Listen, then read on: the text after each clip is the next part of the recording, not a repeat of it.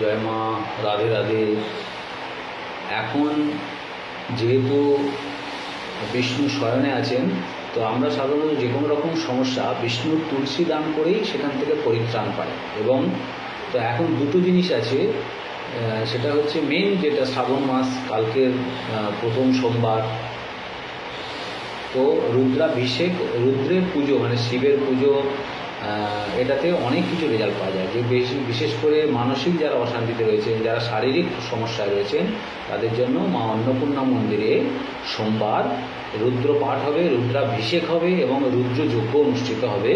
তো সকলের জন্যই আমি জানাই, সকলেই যাতে ভালো থাকেন, যাতে শারীরিকভাবে মানসিকভাবে শত্রু দ্বারা যে ক্ষতি হচ্ছে সেখান থেকে যাতে প্রতিরোধ করা যায়, সেটার জন্য শিবের আরাধনাই এখন একমাত্র কাম্য। আপনারা শিবায় নমঃ বলে শিবের মাথায় জল দেবেন, মন্দিরে আমাদের যোগাযোগ।